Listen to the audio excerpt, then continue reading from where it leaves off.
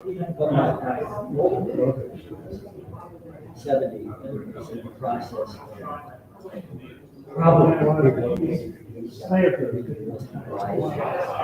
and it's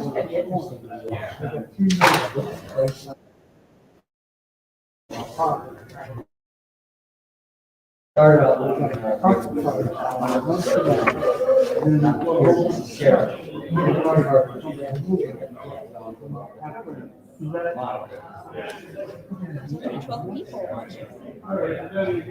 never moving. Good at that. Good at that. Thank you. Yeah, of course. And I still want to do coffee at some point, whatever. I've been working with 8 weeks.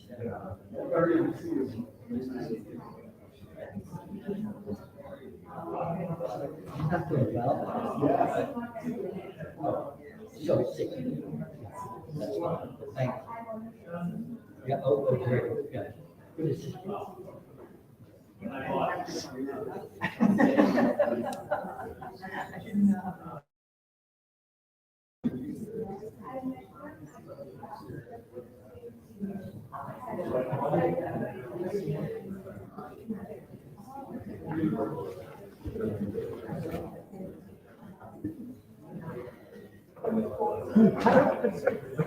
Yeah, good. It's so much fun, and I've spent, when you do it, doing success. Hi, what's up? How are you? All right. Today, and I love it. And it's so gorgeous. I told you, the stuff that they look at will grow anyways. Somebody saying this is absolute history. Never been done before, never been done again. And it's just hey, you're back. I'm back.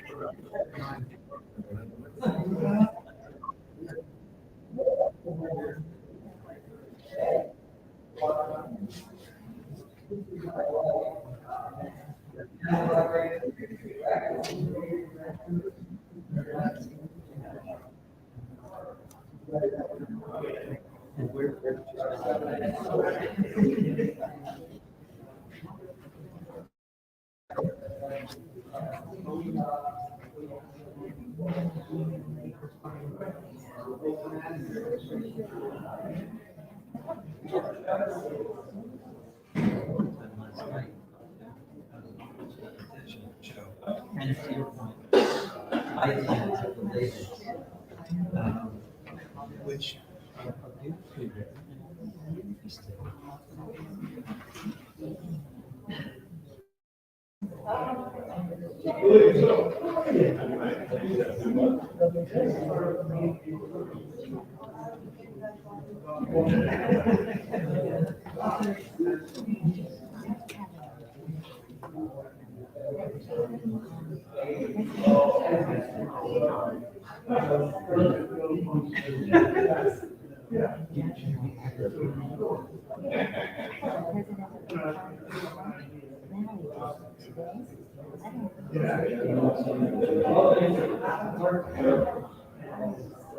It's wonderful. She's an artist.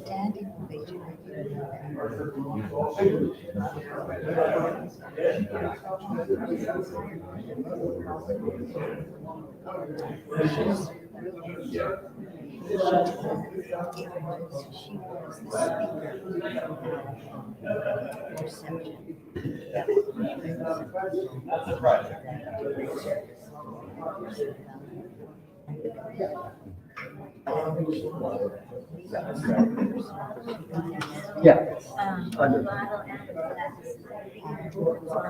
Aren't you something? Struggle. No, how are you? I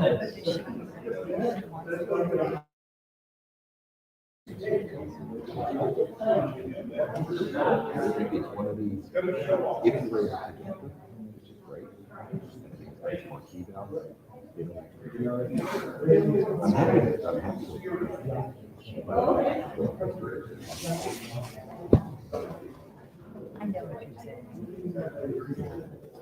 What did they do?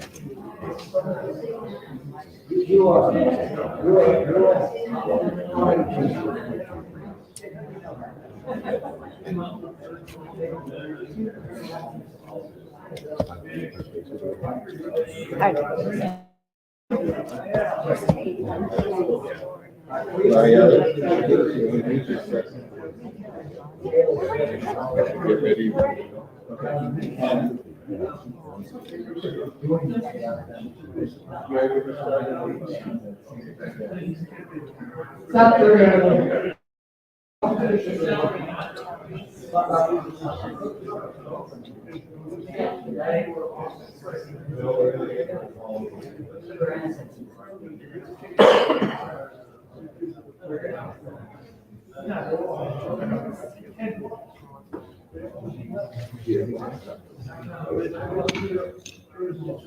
Hello, everyone.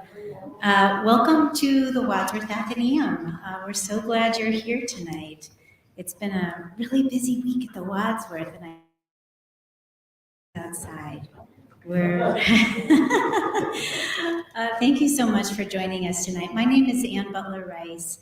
I'm the Director of Learning and Engagement here at the Wadsworth, and we were so happy to be able to accommodate tonight's lecture, which is the last in the series of the Hartford History lecture series this past month, especially with the topic for tonight, history, collections, and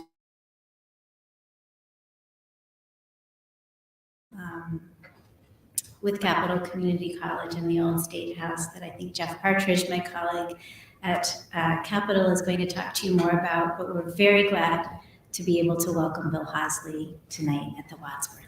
Thank you. Thanks, Jeff.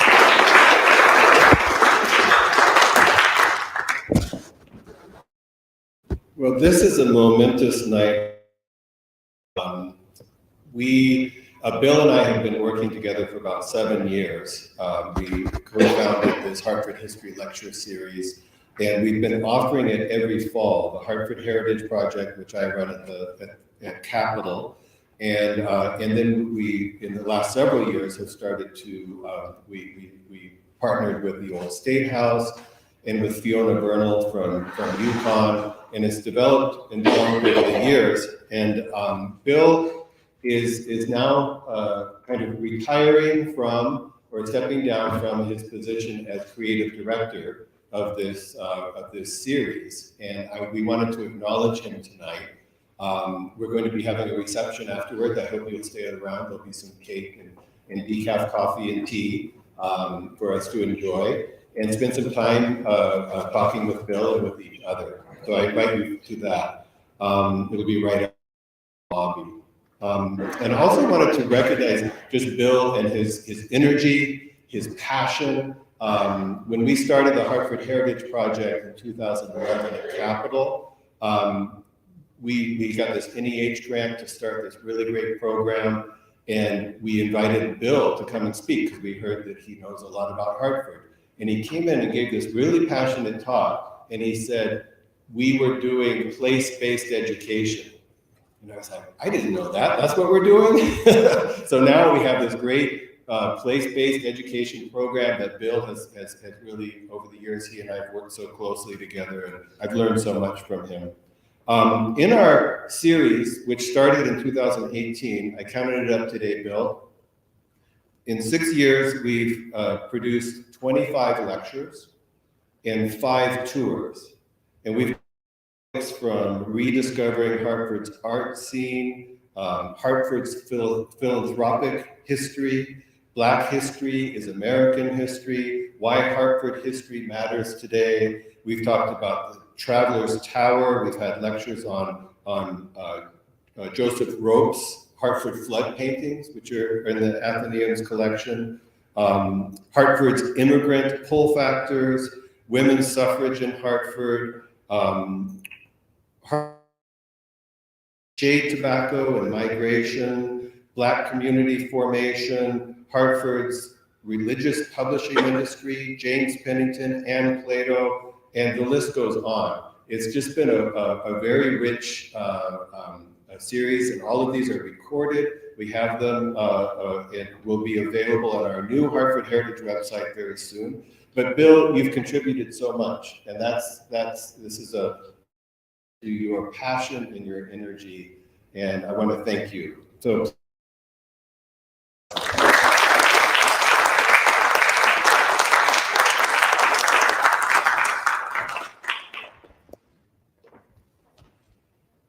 Well, it's great to be back here. When I landed here 43 years ago, it was for a summer job. And I never dreamed that I'd be here where I started at the Wadsworth Atheneum, as I'm not quite rolling off to the sunset, but I am ready for a vacation. And loved every minute of it. I cannot overstate what a great place this is to be in so many ways. And this city, this region, this part of America, couldn't have asked for a better life in that way. I also, would like to thank their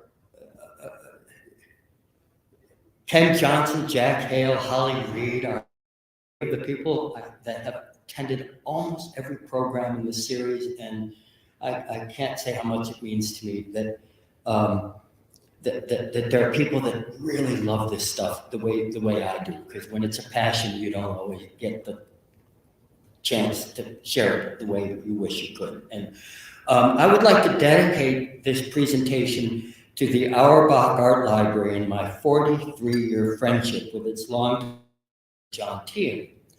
The library in North Wadsworth stimulates deep intellectual curiosity and appreciation for the institution's formative years. It was the environment that fostered 100 conversations between John and I about the origins and character of Wadsworth Atheneum as first conceived by Daniel Wadsworth and his associates in the 1840s. This is an institution with a history that is absolute in all of the art. It's not the biggest art, but it has, and I've been to almost all of them, it has the most interesting history. So let's take a little adventure and a little look at all that.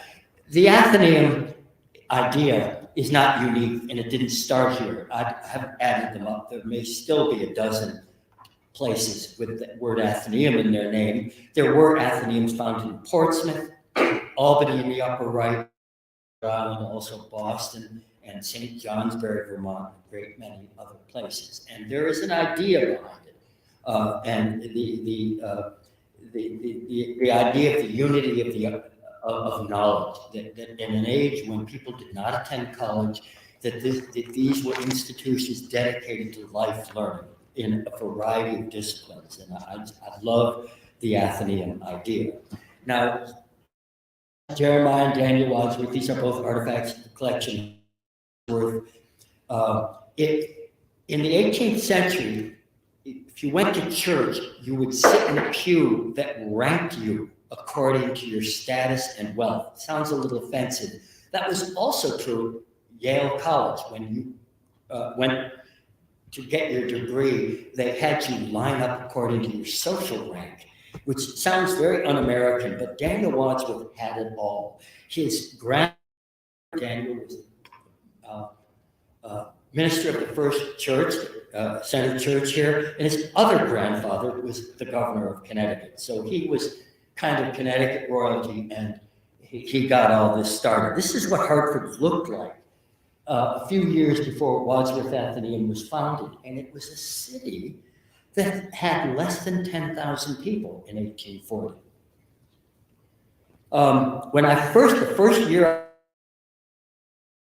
of American art, Rick Saunders mounted an exhibition. This is the book. I don't know if they still have some in the shop or the library. I'm sure has it. But Daniel Wadsworth, patron of the arts, and it was at this point that I began to realize this is a place with an incredible history. It was in 1841 that Daniel proposed the idea of he'd already a substantial notoriety among the first generation of American art patrons and collectors by acquiring paintings or commissioning paintings from John Trumbull, Thomas Cole, Frederic Church, Thomas Sully, Alvin Fisher, and he as well was an amateur architect. So this was his passion. He was now, I think, about 71 years old, and he's launching this idea. This is the founding board of trustees of Wadsworth. Those coming on the cemetery, Old North Cemetery tour on Saturday, that is an Atheneum program that we'll be stopping at some of the grave sites of some of these individuals. And the idea of this Atheneum coming to town created a buzz. I love this article from the Current about Atheneum musings, poetry. People inspired people to a sense of poetry about this thing that Hartford was about to get. And these are some of the statues that chartered Wadsworth Atheneum in 1842. And the thing about it is that it wasn't an art museum. It was a composite that included libraries, the Historical Society, natural history and science, and also art. And so that was its founding. This is what it looked like in the first couple of years after it was built. Small building, but nothing west of Boston, in New England at least, resembled this. It was an utterly unique and inspiring thing. One of the questions over many years about who designed the building and who was the architect. These are some other images. Town and Davis usually get credit, Ithiel Town. But the Current reported this, other place it was reported, New Haven architect Henry Austin was at least the supervising architect and was very involved in it. In the lower right there is a portrait of Ithiel Town. He was really one of the great architects from New Haven, one of the great architects of that era.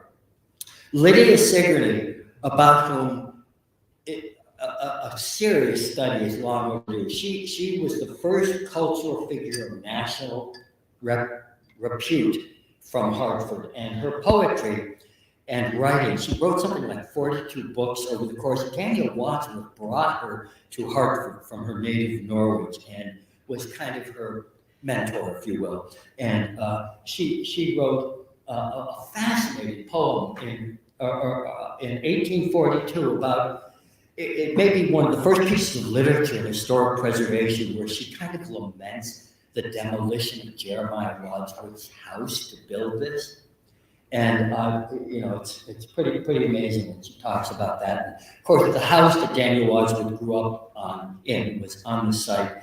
And many of the founding fathers, including George Washington, 3 times visited the Wadsworths in this location. Within the Wadsworth Atheneum, there was the library, and the Hartford Public Library, as we know it, didn't quite exist, but this thing called the Young Men's Institute was founded in 1838, and the Wadsworth Atheneum became a home for that. It was kind of a lyceum where they had lectures and debating clubs. A free library, it was not a lending library, and so and then the Connecticut Historical in 2025 was the oldest of the cultural organizations that came to cohabit this. That was their original logo, and they were situated here. And these are great images that show the inner. I think there are 3 photographs known from the 19th century that show the inner workings of the Connecticut Historical Society, which had collections, but primarily books and literature, and had lecture series. And if you go through the newspapers, you'll find regular notices about things going on at the Connecticut Historical Society inside Wadsworth Atheneum. That's Isaac Stewart, who was wrote books about Nathan Hale and Jonathan Trumbull, and was the preserver of the charter, on and on about him. James Hosmer was one of the founding trustees of the Atheneum. He was known as a person living in a different time. He lived in the same house He was born in 1781. Had lived in the same house since he was 2, a modest dwelling that he had not permitted, on which he had not permitted any changes. One of the last memorials of the old time. He was thoroughly identified with CHS and Wadsworth Atheneum, and had this shop that he maintained, curiosity shop, where, quote, endless quantities of quaint, ancient, and curious things could be found. He was an agent for the American Tract Society, described as a man of perfect integrity and spotless Christian character. One of the few remaining links that connects the present, this was in the 1850s, with the Hartford of the past. George Hosley was another prominent figure within the Atheneum community. Of the renowned state librarian Charles Hosley, who deserves a book unto himself. Who has been the valedictorian of the 1847 class at Trinity College. He'd been the state librarian since 1855. And it was said in the papers that Charles Hosley not only knew where things were, even in the midst of seeming confusion, but he knew what they were. On the watch for all sorts of things, desiderata of all kinds. These are, voracious antiquarians who amassed some of the wonderful things that we have here. Wadsworth Atheneum also housed the Connecticut Society of Natural History, and many of these entities changed their names from time to time, so it's a little hard to keep track of the characters. The Horticultural Society, there was a curator of ichthyology, and is fish. Frederic Olmsted's mother was a donor who donated 2 cases of prepared marine plants. So there was the natural history agenda. There was the Hartford County Horticultural Society, located in the natural history room at the Atheneum, spawned in 1849. And on the picture there is the Sam Elizabeth Colt's hybrid rose that they liked so much. They had lithographic prints made of it, and that actually is in the collection here. And then, of course, there was Daniel Wadsworth's picture gallery, to which many things were added. And one wishes there were more photographs of this wonderful, long-gone space that gives us a sense of really what was there. In 1850, they produced a catalog of the then collection of the picture gallery, which one can scrutinize. There's many interesting works of art there, most of which I think had belonged to Daniel Wadsworth. But Daniel Wadsworth married, and we'll see her and him on, well, not them, but their gravestones on Saturday for those that come, the daughter of the second governor, Jonathan Trumbull. Her father was artist John Trumbull's brother. Her grandfather was the renowned Jonathan Trumbull. John Trumbull is the founder of the Yale University Art Gallery, one of the giants really in early American art. And Wadsworth Atheneum has that collection of the historical paintings that Trumbull did. There are copies at Yale and I think at the state U.S. Capitol. Thomas Colt, very few people know this, who is arguably the founding father of what they call the Hudson River School, is listed as a resident of Hartford in the 1828 city directory. Daniel Wadsworth was such an important patron to him and really a mentor to him that he spent perhaps most of the year living here. The picture on the upper left is the Wadsworth Montevideo estate in Avon, and then I call it a kind of apostolic succession in which Daniel Wadsworth mentors Thomas Cole, who mentors Frederic Church, and these are really the giant figures in that period of American art. Frederic Church, who we will also see on Saturday for those that attend, was born and buried in Hartford. Best worked at 7th in New York and for his in New York in the Catskills, but here he is, and here he was, and he was the most successful American artist of the 19th century. And then Edward Bartholomew, who was really, in a sense, the first curator, maybe the wrong word. I think they actually called him a janitor, but he was the guy that was the attendant, the gallery attendant for years at Wadsworth Atheneum.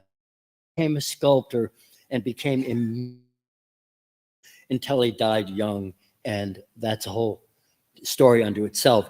They did acquire other things. When the American Academy of Fine Arts was liquidated in 1841, John Trumbull arranged for Wadsworth Atheneum to acquire some of the things. The most famous painting in this collection in the 19th century was Benjamin West's portrait of Thomas Lawrence from 1820.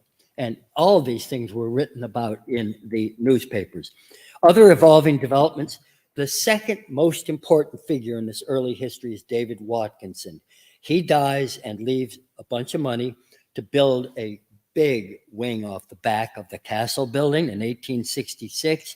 He was a librarian, and the Watkinson Library that in the 1960s was transferred to Trinity College was nonetheless a huge the pie here in his time. We will also see his burial site on Saturday. And they have amazing, for those that attended the Trinity College, this is their 200th birthday, Trinity, and the program we did last week about Trinity's archives in the Watkinson Library. They've got amazing things, including the first Reverend John Eliot Indian Bible, the first translation into the indigenous language, the Bible, first Bible printed in North America in 1661, by the first American printer. Other things like the Book of Hours, illuminated manuscript in the 1470s, lots and lots of the papers of some very interesting people, donors. And this shows the inner workings of the library when it was here. Pictures, one of my favorites is William Cowper Prime and the story of the China hunters. I won't get into that too much, but he was may have been the first professor of art in the United States. He was hired by Princeton. He worked at Princeton. Princeton University has a lot of his collections. But he also wrote the first book ever published in America on any aspect of decorative arts, was Pottery and Porcelain of All Times and Nations in 1879, is it? Anyway, great stuff. They've got his papers. Carolyn Hewins came to Hartford in 1876 as the librarian for the librarian of the Young Men's Institute. She attended an international conference of librarians in London in 1897, where she spoke on books. This is her title, Books That Children Like. She was more responsible than anybody in the history of library science for the evolution and development of children's book libraries and librarians. And she actually donated a huge collection, her own collection of children's books, to the Connecticut Historical Society. She'd worked at the Boston Atheneum before coming to Hartford in 1875, where she weeded the collection, buying worthy books for children and shelving the children's books separately from the adult books. It was her primary concern as she tried to raise library standards. In 1878, the Young Men was absorbed by the Hartford Library Association, which became the Hartford Free Public Library in 1892. A lot of this stuff gets kind of complicated. She also, I love this quote about her. She was opinionated, iconoclastic, and not a follower of rules established by others. How do you not love her? She believed that children deserved better books than the formulaic and often violent Horatio Alger's stories. Hewins also fought against literary prudery. In 1905, in a 1905 controversy over the adventures of Huck Finn and Tom Sawyer, when the Brooklyn Public Library banned both works from the children's section, Hewins refused to ban them from the newly opened Children's Library in Hartford. Hewins was, again, an avid writer. Her article in the January 1888 Atlantic Monthly on the history of children's books elevated the subject to the status of children's literature worthy of scholarly attention. She deserves a book. She is arguably the most fascinating figure, at least on the staff here from those early years. She organized in 1897 the sixth annual meeting of the Library Association of New England. To St. Johnsbury, all descended here to conferences, swap notes and network and learn things. And this gives you a list of, how this was, again, covered in the newspaper. Endless branches on a tree spawned organizations housed here. The Hartford Scientific Society in the 1890s was transferred in 1927 to the then new Science Museum in West Hartford, which became the Children's Museum. The Henry Miller collection, at some point, I think probably in the 1960s, was transferred to Loomis Chaffee School as the Atheneum became more and more of an art museum and less involved in those other things. And at Loomis Chaffee, it was either lost or sold. Their longtime archivist doesn't remember seeing it, but I do, because I probably went there in 1983 or 4 just to see what the name had. A lot of things on loan here and there. There was a bird study club. How do you not love that? The Hartford Scientific Society, insects. And when the Peabody Museum at Yale reopens next year, I cannot wait, because that is one of really 3 or 4 national treasures that we have in the museum world in Connecticut. And they do insects, they do birds, they do a lot of stuff, and I love it. Then all right in this pre-Gilded Age era, show, as far as I know, mounted here was James Batterson's, who was a founder of Travelers. He was a monument maker, collection of art and paintings. And whether he really had a Caravaggio and a Garrett Dow and all the names on this list, it's a pretty impressive collection. He had things he thought were by them, and some of them may have been by him, but he did not wind up donating his collection here or anywhere else, and it's been dispersed, so who knows. This interest, all of this momentum is taking off, and the revolution begins in the 1870s, and it starts with this guy, Timothy Allen, who ran the big hotel in Hartford that had been built in the 1858, and he felt that there was a movement to create free public libraries. Most libraries in America up to this point were either subscription libraries or membership clubs, and you had to have.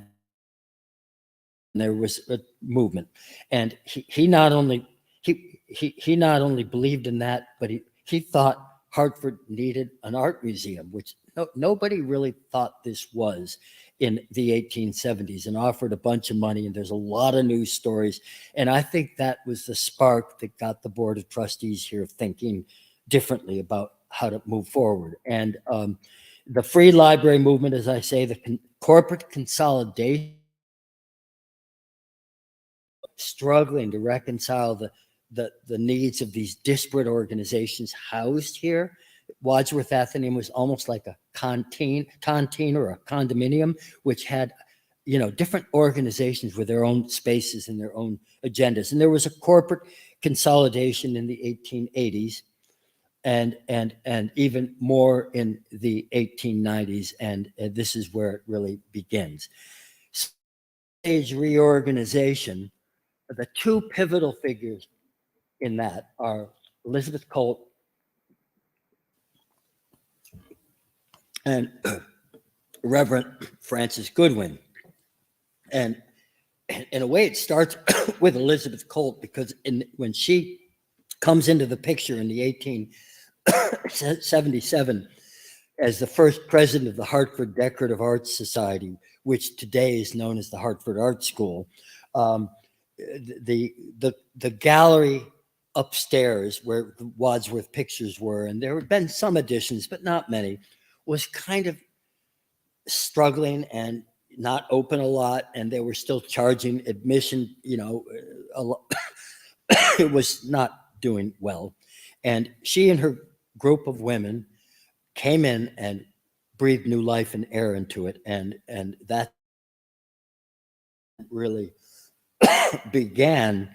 And this Gilded Age period was a lot of excitement about art. Started interest in expanding and enlarging the art gallery component, that the present gallery needed renovating. The walls then were entirely covered. There was no room for another picture. Elizabeth Colt's personal picture gallery at that time was then regarded as more impressive actually than the Atheneum's. And there were beginning to be art galleries in Hartford and in Springfield that sold paintings, contemporary art. And so there was really a lot of energy going on. One of the first people they hired as an art instructor, the Decorative Arts Society, which became in 1882 the Hartford Art Society, had classes and to train people in making art. And their first art instructor was Dwight Tryon, who is a significant figure in the history of American art. He was born in Hartford. He taught at Smith College. He's pretty famous, and he taught here for a while. And then the Art Society hired Elizabeth Stevens and Charles Curran, were a couple other. These are Elizabeth Stevens ought to be better known. Many women artists who were known. There's a lot of work to do, but Charles Curran is pretty well known. And these were people who taught here. And the Art Society continued to mount they started to mount these annual shows. It was women leadership. Again, they had portrait classes, and it continues to evolve. Now, William Merrit Chase may have been the greatest artist of his era, but he was absolutely the most prolific and entrepreneurial. He had an art school on Long Island, and he taught here at various times, and was a well-known figure in Hartford circles. And these are the kind of guest instructors they brought in: Arthur Davies and Dawson Watson. You can Google both of those names. They are significant figures in 19th century art. Then this was the big deal. In 1886, actually in 1884, Scribner's Magazine published an article in the middle of the Civil War, toward the end of the Civil War, talking about the battle between the USS Hartford in the capture of Mobile Bay in Alabama during the Civil War. And there was a dramatic story that inspired this painting by the British artist William Overend, titled An August Morning with Farragut, the Battle of Mobile Bay. Story of Admiral David Farragut, and you can read about that. That also is all over. And the picture was finished, and it was one of these things. The artist spent like a year doing sketches, collecting naval uniforms, taking photographs, going to the site. The amazing research and scholarship involved in the production of a picture like this. And it was shown briefly in January of 1886 after it was completed here in Hartford. And then they launched a public subscription campaign to buy it in May of 1886. It was really the first significant work of art bought at that time. The first work of art bought by the trustees of the Wadsworth Atheneum was the statue of Nathan Hale in 1893 that has graced the front lawn of this property for years. So they're beginning to move in a direction that we would recognize. And lots of articles in the paper about plans of large scope from 1888. And the need and value to expand the Atheneum was articulated in the press. And the art gallery, it's just an article from that time, 1889. The art gallery, open now at times through the charity of a few public-spirited women, needs $400,000, which actually is today's equivalent of $14 million. And the paper announces that 375,000 of that 400 had already been pledged. It's classic capital campaign stuff. And they described Hartford as a great center of civilization, a city known for its culture, literary activity, and wealth. But come on, boys and girls, let's get on with it and expand this and improve it. So that's what they started to do. Arguably, let me see if I have this. Yeah, there was, I guess, another article where they described the Atheneum at that time as a monument of neglected opportunity. And so the art museum is beginning to take root, and this is kind of the moment. In 1888, James J. Goodwin on the left, his brother, Reverend Francis Goodwin, who was not yet the board president, and their cousin, J.P. Morgan, met at J.P. Morgan's place in London. And they made the pitch at the time, to help. That's probably where most of that capital campaign came from. J.P. Morgan's net worth peaked at today's equivalent of $50 billion. Morgan's first cousin and business partner, James J. Goodwin on the left, when he died in 1916, his estate was the equivalent of $169 million. Their father, Major James Goodwin,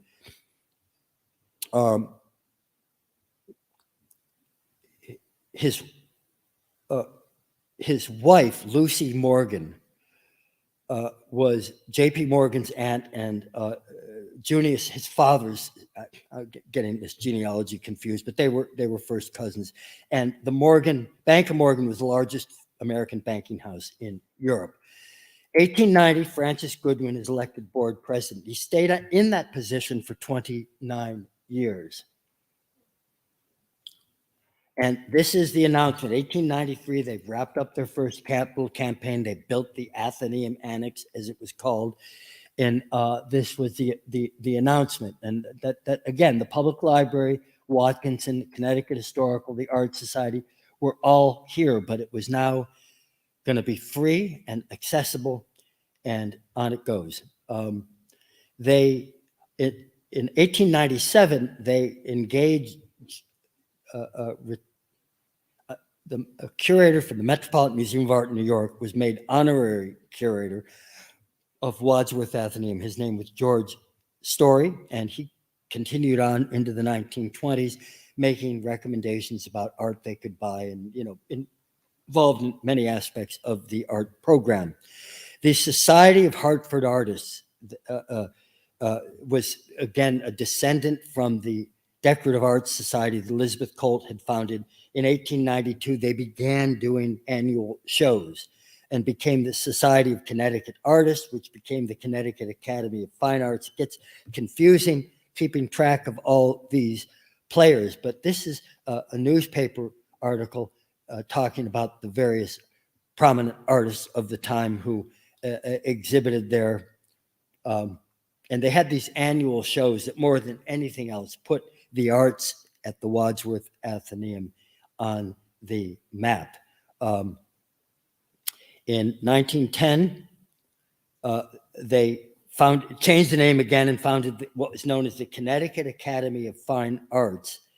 And people like James McManus and Louis Orr, Robert Brandegee, Charles N. Flagg, William Gedney Bunce, these were some of the founding leaders of the Connecticut Academy of Fine Arts. Launched in 1910, still exists, spent years at the Slater Museum in Norwich, is now merged with the Mystic Art Association in Connecticut. But they did these annual shows that were a big, big deal, and people looked forward to them. And the who's who of American art at the time would typically exhibit in these annual shows. Charles N. Flagg showed in the lower left here, was one of the leaders of it, and it continued to be a presence at Wadsworth Atheneum until it was replaced by the Matrix Gallery in 1975. Then in 1915, something called the Municipal Art Society started doing loan shows here. And the Municipal Art Society was involved also in historic preservation. They, for example, saved the old State House from demolition in 1906. And they had standing committees on a city plan, advocating for civic centers and public buildings, public baths and bathrooms. And their board at the time, again, read like a who's who of Hartford, the moneyed crowd: Charles Goodwin, Morgan Bulkley, Walter Goodwin, Emily Holcomb, Flavel Luther, who was the president of Trinity College, Patrick Garvin, whose son was a major donor at Yale University Art Gallery. Anyway, it goes on. And this is one of their shows. And it lists, I won't go into it, but this is great. This may be the first loan show where people who were beginning to collect and had things locally lent them for a loan show. It wasn't just the artists showing their work. It was now collectors showing their work. And this lists every art painting and who lent them, which is presumably one could do a whole lecture on that. Donors and patrons, my next theme. Henry, the importance of the Keney brothers cannot be overstated. They are best known as being the donors of Keney Park and the Keney Clock Tower, which I love dearly, in 1898. But they also created the first endowment for the Wadsworth Atheneum to acquire art. And it would be hard to overstate how important that was in the museum's history. One of the first pictures they bought in 1897 with the Keney money was the George Innes painting titled Autumn Gold. And then the next big donor and patron, Elizabeth Colt, dies in August of 1905. And within 3 months, this is the most exciting event, not her death, people mourned her, but the presence of this bonanza windfall of philanthropy was the most exciting event up to that time. And within 3 months of her passing, they mounted this little show. And in the good old days, when the Hartford Current was alive and flourishing, this is the kind of coverage this stuff got. This is like front page news, 2 days in a row. Just the Colt collection coming to Wadsworth Atheneum was completely thrilling.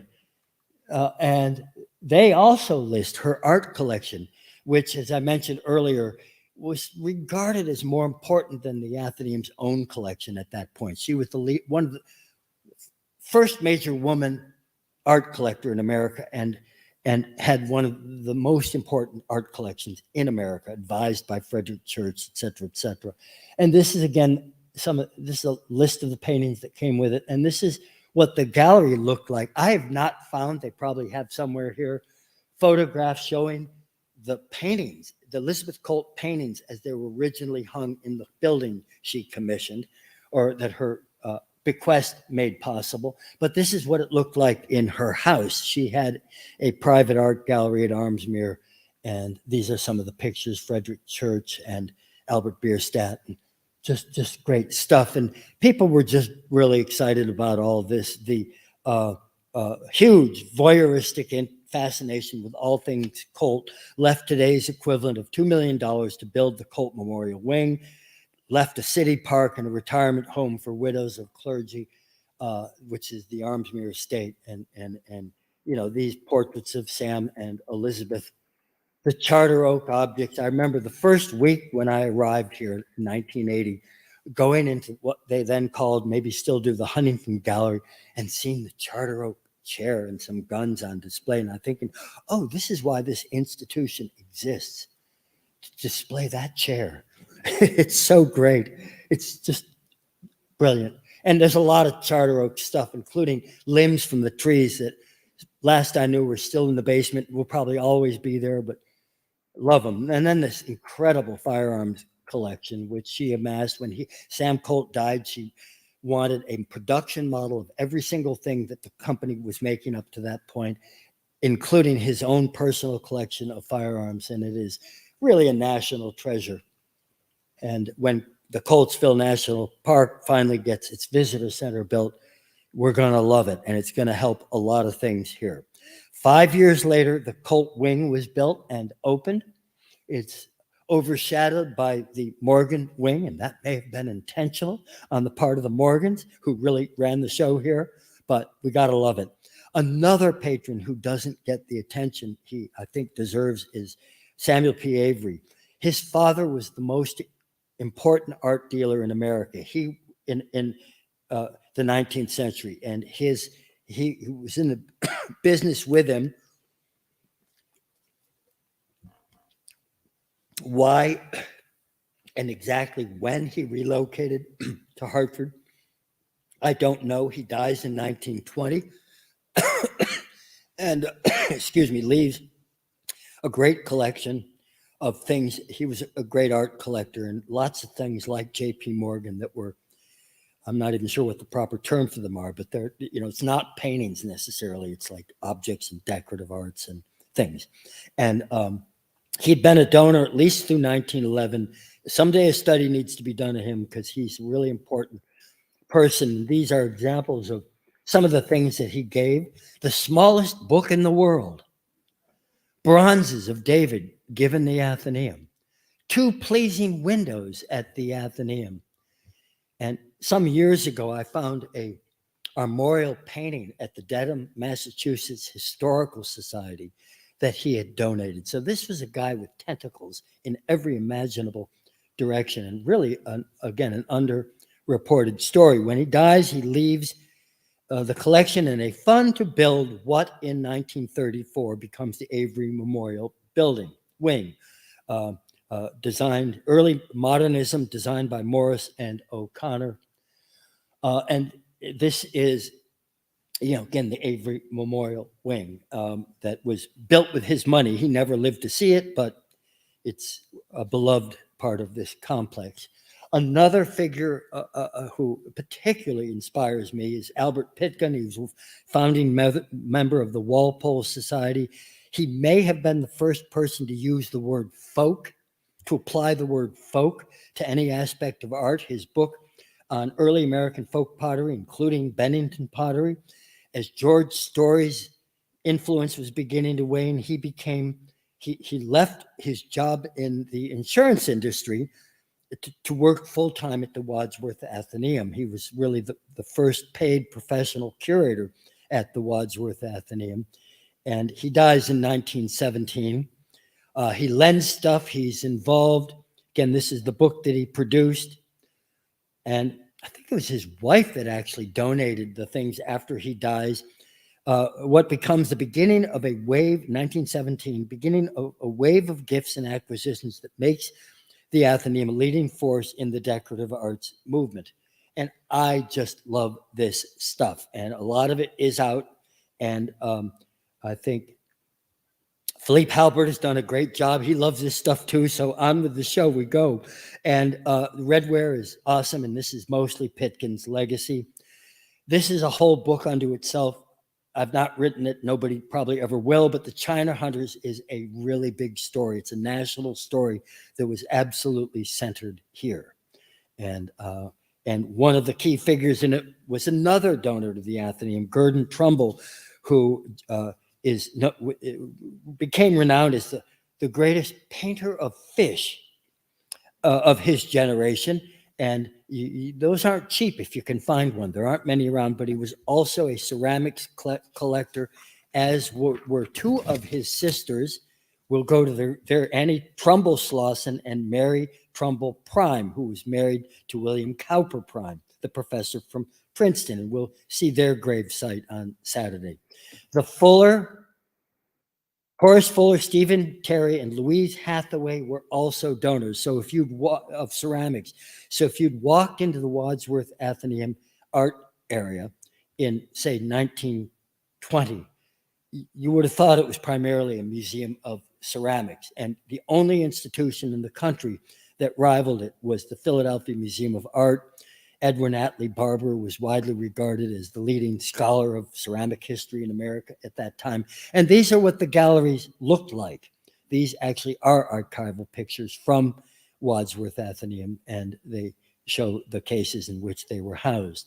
Another great collection that has gone and I think is now lost was William Wood was one of the great ornithologists of the 19th century. He wrote books, he wrote articles, he had a national reputation, and he left his collection of birds, stuffed birds, to Wadsworth Atheneum, and it didn't survive. I don't know. Wound up at the Children's Museum, and I don't know. A.E. Brooks, fascinating stuff. 1897, he was a tavern keeper. And those who can remember, old enough to remember Honus's Oyster House or the Marble Pillar, which were legendary dining places in Hartford, will remember walls, floor to ceiling with pictures and artifacts. And he started this, and he collected, among many other things, firearms, and that collection was here. And then another huge, this is really, while the Colt collection is already here, then this cone collection of firearms comes. And, you know, museums are not required to keep everything, and it's good management does sort of require that you prune from time to time. So some of these things don't exist anymore, and we don't know perhaps enough about them. Well, the Morgan era is really, there's nothing remotely. Imagine if Elon Musk or Bill Gates had a deep emotional root tie to the city of Hartford, and so darn much money they don't know what to do with it. Well, that's the luck that we fell into with this Morgan connection. And Joseph Morgan, Junius Spencer Morgan on the left, and J.P. Morgan, his son, were all Hartford residents, and they'd grown up, them and the Goodwin boys, you know, playing. This is their world.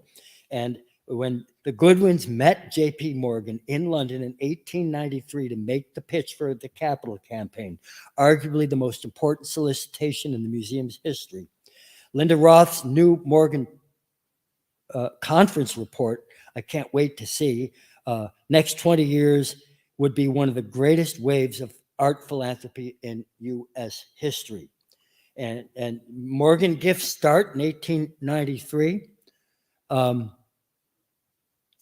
And in 1907, J.P. Morgan buys the land where St. John's Church was. Oh, these are some of the gifts. Buys the land where St. John's Church was located next door, demolishes it. The church moves to West Hartford, and eventually the City Hall municipal building is built. So this is 1907. Is their Colt? The Colt wing is already built, but they're gearing up to make room for the Morgan wing.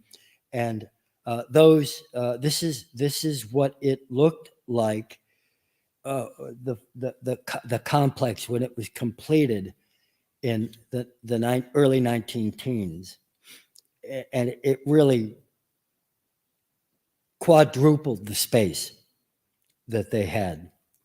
And those who have visited the Morgan Library in New York, this was J.P. Morgan's house. It was his son, Jack Morgan, who incorporated it as a public institution in 1924. J.P. Morgan himself dies in 1913. He barely lived to see the Morgan Memorial Wing completed, but he did come to the dedication, and all of that was a big deal. And the son, Jack Morgan, founds the Morgan Library, and it is incredible. They buy things. The Morgans don't just do the things we perhaps know them for. They bought the Gould bird books in 1900 and donated them. They bought Benjamin West's Raising of Lazarus in 1900, which is still here. They bought Henry Barnard's collection of books, and I guess they wound up, I don't know if there was at CHS or where, because these things get confusing, because all these institutions were cohabitating here in that period. J.P. Morgan buys this collection of letters written by Jeremiah Wadsworth. I think Wadsworth Atheneum still owns them, but they've been at the Connecticut Historical Society for 50 years. John Trumbull, he buys, paintings in 1909. So these are some of the things that Morgan does, in addition to the things the Morgans are better known for at the Morgan Library and in the collections here. Then this is so amazing. 1906, he provides Edward Curtis with $75,1906 to produce a series on Native Americans, 20 volumes with 1,500 photographs. Morgan was to receive 25 sets and 500 original prints, and one of those sets is in the Auerbach Library. And this, that is Edward Curtis on the upper right there. That is one good-looking dude. And I think he charmed the Indians. I don't know, but he took a lot of photographs, and it is an epic record of achievement. And he spent years doing it, all subsidized by J.P. Morgan. And then just to round it out, in 1910, as he's coming in for a landing, he makes another little gift of $250,1910, which I did not translate into current money, but that's real money. And this is what the complex looked like in 1918 and in the 19-teens, 20s, 30s. And I still remember, I'm old enough to remember old timers that used to call this place the Morgan Memorial. That's how they knew the art program at the Atheneum, because the Atheneum itself still at that point was basically Connecticut Historical Society and the Watkinson Library.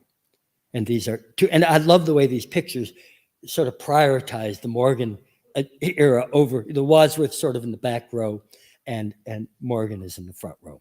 Well, Francis Goodwin, 29 years on the Board of Trustees, declined to run again for president in 1920. So his era is over. And then it just breaks my heart to go back through the Hartford. The way I did this whole thing is basically at home on the internet, going through the Hartford Current online, which is just a staggering resource of staggering value. And it just makes you yearn for a time when the local newspaper reported the news of every acquisition, every show. And it wasn't just here. They were so involved in the cultural development of this city. And so there's lots of news stories about paintings coming and going. And this is the Corning. Most you probably know the Corning statue in Bushnell Park. Well, John Corning also donated in, I'm not getting the year here, but this statue called Periat, and which translates, I guess, in Latin to "let him perish." And why this excited people? I think it's really cool, but I don't know much about it. But it did excite people, and it's never been off view, as best I know. It's a great, great thing. William DeWolf Brownell, his painting by Governor Marshall Jewell. How he acquired it, I don't know. Brownell is a fascinating, understudied figure in art, but he also wrote a book about the Indian races, North and South America. I'm sure it would be politically incorrect today, some of what's written in there, but I've read it, and Thomas Brownell was interesting. Frederic Church, to his dying day, regretted that Wadsworth Atheneum did not have one of his best pictures, and he didn't donate anything, but they picked up things along the way, and there are some wonderful Frederic Church pictures, but in his lifetime, maybe there weren't. And but this was another Church. Frederic Church's famous painting of Hooker's journey to settle Hartford is upstairs and is one of those paintings. These are just some oddballs. Thomas Sedgwick Steele was an artist who was a resolute outdoorsman, and they happily acquired his Moosehead at some point, because none of that seemed inconsistent with what the institution was. Various gifts came in, lots of stuff reported in the papers, and Miss Alice Stillman of the city, a silver tanker by John Coney of Boston, most distinguished example of his famous work. It's a really, really cool thing, and it's one of the great treasures, things that came in. And then finally, the Greeley, probably one of the 10 most valuable things in the collection here, is a letter Abraham Lincoln wrote to Horace Greeley in 1862, days after the Battle of Antietam, about saving the Union, ending slavery. Lots of things we wouldn't call art continued to be accepted till the end of the first century in the 1940s. Public programs and lectures, lots of stuff going on all the time. These are, I don't know, you can Google Frank Alva Parsons. He was, I'd never heard of him before this research, but he was an important figure in the arts and crafts movement. Somebody giving a talk about Russia, the Workmen's Club.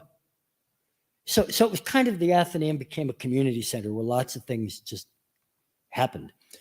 Somebody giving a lecture about Susan B. Anthony, who was 85 years old and a giant figure in women's rights in 1905. Curator, eventually director, Frank Gay, used to go out and give talks at schools about things that or if there was a group, this ceramic art club, he just was a prolific communicator and advocate for all things Atheneum. But he didn't care for modernism too much. Frank Gay flays the new art movement. This is really politically incorrect. Why Women Are Not Artists was a talk that he gave. And the Artist Club, anyway, these are just some things that popped up in the newspaper. Almost nobody knows this anymore, but until 1903, there was a tree in the front yard of the Wadsworth Atheneum that had survived from Jeremiah Wadsworth's time. And it was a tree, they knew it as the Washington elm because it had been there when George Washington visited. And eventually it got sick and it died. But there was always this effort. This is a rare photograph that actually shows the Wadsworth elm, which again was died in 1903. Almost from the beginning, when the colonial dames were founded in 1890, the Connecticut Society of Colonial Dames got right in here and began mounting loan shows. And there's a whole literature of that. And these are some of the things, the 1896 exhibit of colonial relics that they did here. And the Daughters of the American Revolution, the Sons of the American Revolution, right out front to this day is this bronze plaque recognizing the fact that George Washington had visited Hartford 3 times during the American Revolution. And it's interesting for students of the American Revolution, Washington was at Wadsworth's house the day he learned of Benedict Arnold's betrayal. And so the Wadsworths probably got to see him as pissed off as he ever got. And I think if somebody had a smartphone in those days, it would have been amusing to film GW having a shit fit. There was a plaque to Jeremiah Wadsworth. Gosh, if it's there, it's in the shadows. But this is something the Sons of the American Revolution put up in 1913. There were loan shows of silver and pottery. And this is like in the O's and the teens, long before the Wallace Nutting era. In 1909, the biggest early event in the history of American decorative arts was the Hudson Fulton celebration in New York in 1909, when the Metropolitan Museum of Art pulled out all the stops and borrowed the best stuff they could find from everybody they knew who had collections at 1909 and arranged them chronologically, which had never been done. There was almost no literature on American furniture and decorative arts at this time. So this was a path-breaking thing, and Hartford lenders were a big part of it. George Dudley Seymour from New Haven, who is, I always call him my hero, put on loan, he was from New Haven, Mr. New Haven, but he put on loan his collection of Connecticut furniture in 1918. He also bought, furnished, and eventually donated the Nathan Hale House, wrote lots of stuff. He's a genius. And these are some of the things. Sadly, he had a falling out with Wadsworth during the Chick Austin era, and they all went off, that crowd went off and founded Connecticut Landmarks. And so all, I guess, is well that ends well. His collection did wind up at the Connecticut Historical Society and at the Nathan Hale House. In the 1920s, William B. Goodwin, Reverend Francis's son, became the volunteer curator of what they called colonial arts. He was also a donor, a member of this Walpole Society, donated his collection in 1950. And one of my personal favorite objects in the Atheneum collection is that chest below, dated 1673, the earliest dated piece of Connecticut furniture made in Wethersfield. It's, to me, an extraordinary thing, and that's William B. Goodwin. Other things of this is a colonial revival when people are getting really into all of that stuff, and this is, Gilbert Stuart painting was bought, a John Singleton Copley painting were bought, and all of this stuff is reported in the papers. And then comes Wallace Nutting, who by 1924, next year will be the centennial of Furniture of the Pilgrim Century, which was the most important publication prior to that time. And he was a prolific author and photographer and collector, and he wrote a dozen books called Connecticut Beautiful, New Hampshire Beautiful, the States and Nation Beautiful series.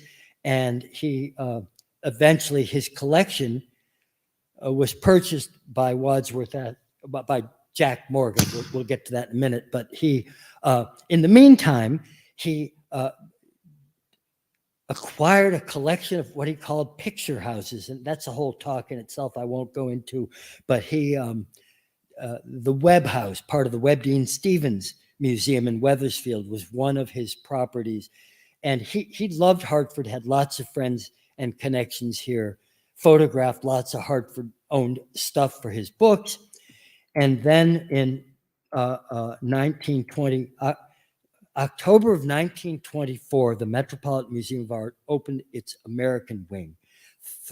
4 months later, Wadsworth Atheneum rolled out the carpet on the Wallace Nutting collection, which came to Wadsworth Atheneum due to William Goodwin and Henry Wood Irving, who we'll also see on Saturday for those that go on that tour, who solicited Jack Morgan, shown in the lower left there, to buy the collection. And the invitation to the opening in February of 1925 shows who the trustees of the Atheneum were at that point. And according to the press, it was the most widely attended event in the museum's history up to that point. The Nutting stuff was a very big deal in the 20s. This is what it looked like when it was first installed in the basement of the Morgan wing. This is what it looked like during the Austin era, and then in our 1984 installation. So there's a lot of cool stuff. The largest collection of early colonial furniture in the country, and there are a lot of great little things. In 1935, Connecticut's tercentenary 300th anniversary, they mounted a major loan show of Connecticut furniture, biggest thing up to that point that had been done. And Daniel Wadsworth himself would have loved this. None of this would have surprised or disappointed him, who, in addition to being an art patron and collector and amateur artist and architect, was also a devout antiquarian. In 1928, it's the earliest record I've ever heard of somebody buying antiques.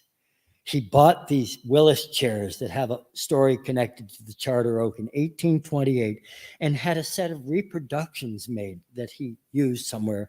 Several of those came to the Wadsworth Atheneum. I'm sure there's some left, but that's an unusual portrait of Daniel that you don't see very often, but him proudly sitting in one of the Charter Oak chairs. So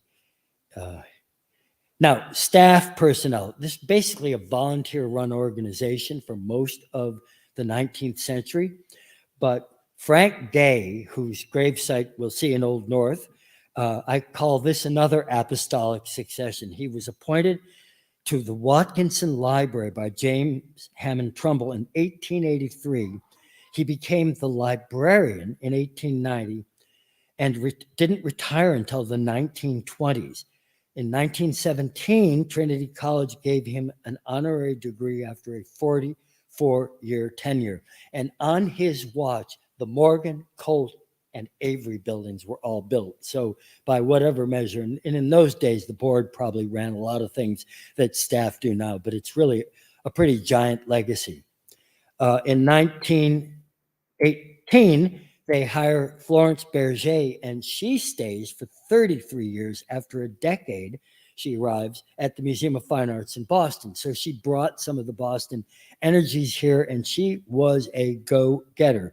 She joined the Colonial Dames, and she immediately put the Colonial Dames to work rounding up things for loan shows that she did. And I mean, in those days, they'd show up probably with a horse and buggy sometimes with the art they were going to lend to a show in the back of the car. And, there was no insurance, there was no nothing. They just did these shows, and they were really great. This is Florence Berger and Frank Gay dressed up for some occasion or event. I presume they were kindred spirits. And these are just some of the shows that they did. And she was an expert on silver, but she did many, many things, wore multiple hats. And again, the staff was tiny in those days. There were various art shows during World War I posters. I love this exhibit of rosaries. At this point, by 1922, there were more Catholics than Protestants in Hartford. Hartford was a predominantly Catholic city, and they were, kind of reaching out in different ways to engage the public, which is all good. And Alan Talcott, they sometimes did single artist shows. They didn't do anywhere near the volume of changing exhibits that are done today, but they did do changing exhibits in the early 20th century. Alan Talcott, Russell Cheney, and then in 1927 or 8 comes Chick Austin. Rightly or wrongly, Austin is the Atheneum's most famous director. Actually, his entire directorship fell into the first century. But I will leave it to you, if you have not already read the late Gene Gaddis's book on him, or tour the Austin House to learn more. Certainly, the Austin story has been told in ways most of what I've just shown has not been told. So I'm delighted. That's a picture of me and brother Gene, who we have now lost, but he did good things here. So in conclusion, for too long, Hartford has hidden its light under a bushel. I have been advocating for a vigorous tourism and civic spirit building campaign since the founding of historic Hartford 30 years ago. The system of signage we proposed, an example here, never got done. The civic conversation about what it would take to double or triple visitation to Hartford and why that matters still needs to happen. It's all good and can always be made better. It sure has enriched my life. I hope it has the same effect on millions in the decades to come. So keep it to an hour. Let's see. Looks good. Thank you.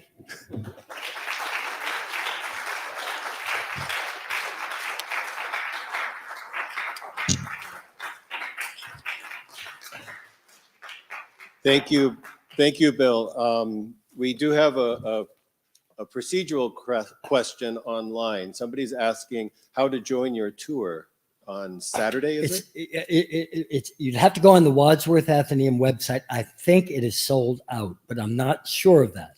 Anne, are you? There's one spot left. Giddy up, because it's no fun being on a cemetery tour. And by the way, the weather is going to be like today, so it's going to be awesome. So giddy up if you're interested. By the way, this has all been, thank you to those attending remotely. It's probably many more than are in the room here. And these programs will all live, as Jeff mentioned, on the Hartford Heritage Project and Old State House websites when they're ready. And thank you to CTN for doing those recordings, and the Old State House, and for the Wadsworth Atheneum for hosting us. We have time for a couple of questions, and we're going to have a reception out there. I want Bill to see the cake, and I want you to have some before you go. So let's see if there are any questions that we could answer or for Bill. Yes. Not a question, just that book is wonderful. Oh, that book is wonderful. Okay. The one about Chick-Hawks, the Gene Gaddis's book. Yes. Yeah. Excuse me. Wow. Oh yeah, it is, and the Austin legacy is deservedly admired, and it's, I don't have more to say. It's just this first century. It's very easy. We live in a world where everybody think. I always joke about it that when I was a kid, I almost remember the year when it was like a revelation. When I realized the world didn't begin the day I set foot in it. And, there are people who reach adulthood and never have that revelation. But to me, this is why I love this institution, because there's so many there's so many nows in the past than we have now. And if you start unpacking the nows, you get to all this wonderful stuff. And so, there's also, now, I brought, there's a bunch of freebies out in the hall, posters from past exhibits and activities. They're all free. If anybody wants one or two, take them. And again, Bill, there's a question here. Oh, another?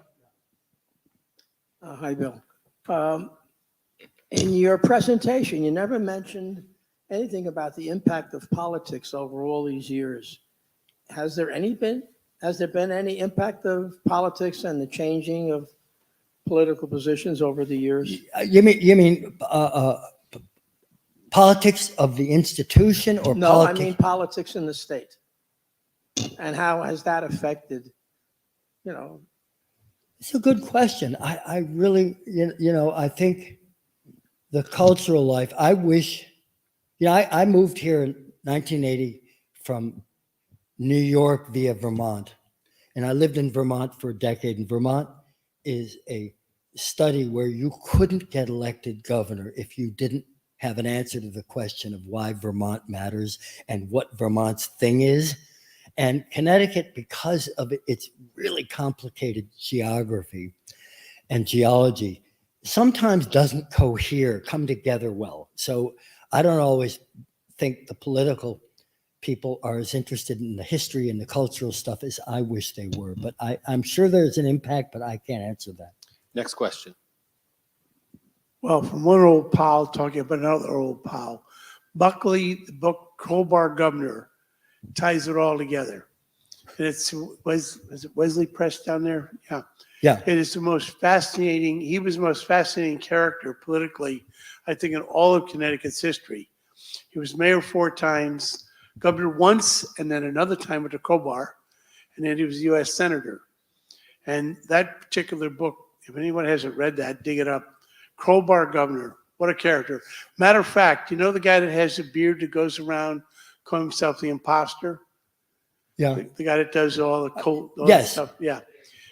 Yeah. Well, he wants me to be the imposter of the governor. Well, and let me just interrupt, but one of the things about Morgan Bulkley and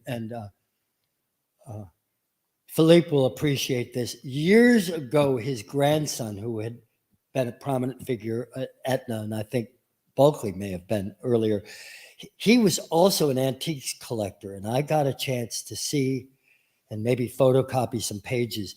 These collectors would keep these notebooks where they would say where they bought things and if they had restoration done. And Morgan Bulkley was a prolific, Hartford had the largest concentration of antique collectors in the 1890 to 1930 period, that of almost certainly any city its size, in almost any city.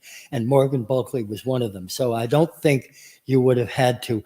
Morgan Bulkley would unquestionably have, if he was still living. When did he die? Do you know? Anyway, if he was still alive, he would surely have attended the opening of the Wallace Nutting collection in 1925. Okay. Well, Bill is going to be available in the reception out here. I hope you'll join us out there if you have questions for him. And Bill, on a personal note, I just want to say publicly what a joy it's been working with you over the years. And you've done a great job in this series and brought a lot of information and enthusiasm to all of us, and we really appreciate it.